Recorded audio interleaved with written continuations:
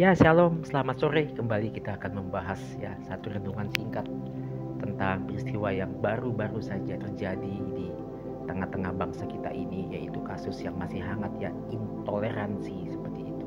Nah, bicara intoleransi artinya apa? Bicara tentang orang-orang tertentu, kelompok-kelompok tertentu yang tidak bisa menerima kenyataan bahwa mereka hidup ada di tengah-tengah ya keyakinan suku, agama, ya bahkan golongan, bahkan warna kulit yang berbeda dan lain-lain seperti itu.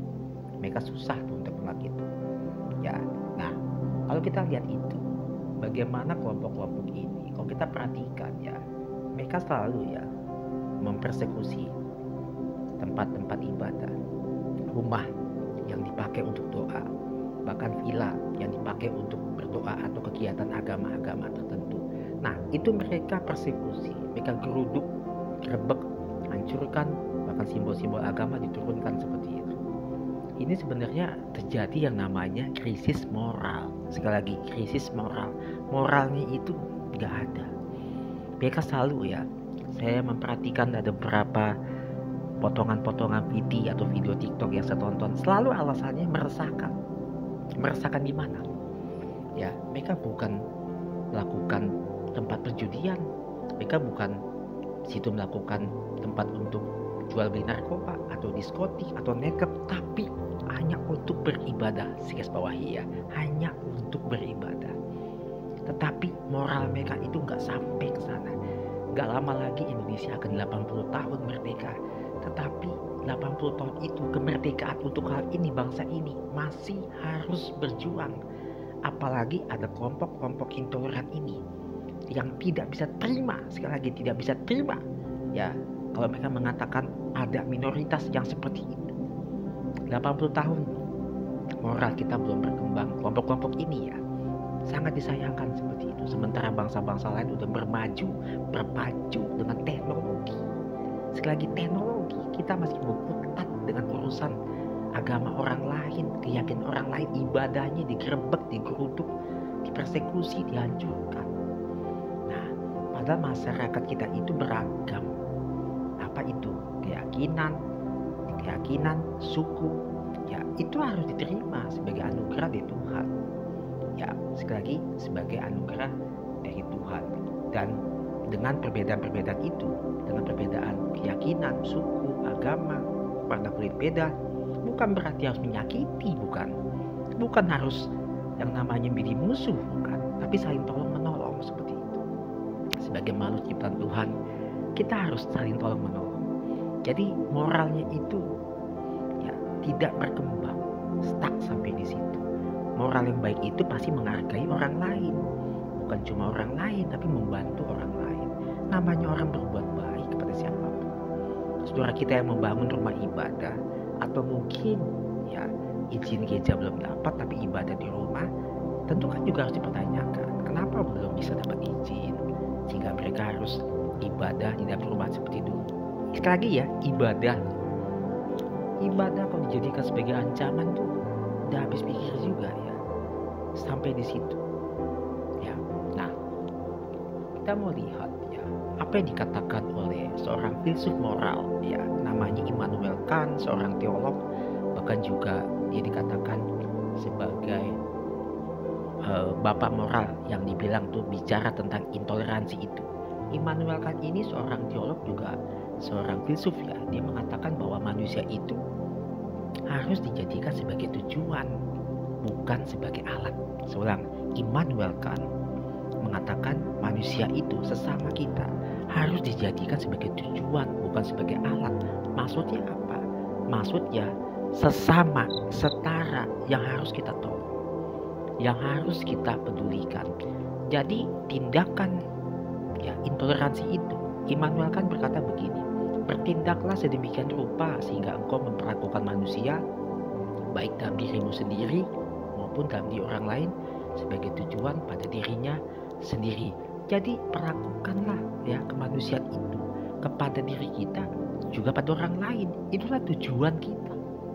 Immanuel Kant bukan memperalat, bukan menyakiti, bukan mempersekusi. Lalu kita juga lihat ya seorang tokoh yang terkenal ya, Martin Luther King, ya, seorang hamba Tuhan, pejuang HAM, hak asasi manusia, dia juga bicara tentang intoleran ini. Kalau kita bicara, ya, bangsa ini bangsa yang besar, bahkan dikatakan mayoritas terbesar suku agama tertentu di bangsa ini. Tetapi ketidakadilan itu terjadi dengan yang minoritas. Sekali lagi, ketidakadilan itu terjadi kepada yang minoritas, seperti itu.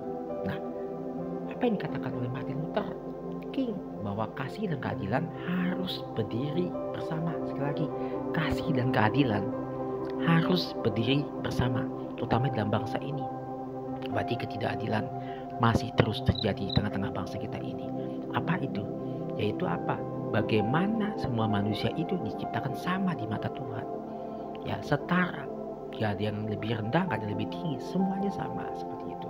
Nah, dia mengatakan begini, Martin Luther King, ketidakadilan di satu tempat akan menimbulkan, ya, ancaman bagi keadilan-keadilan yang lain.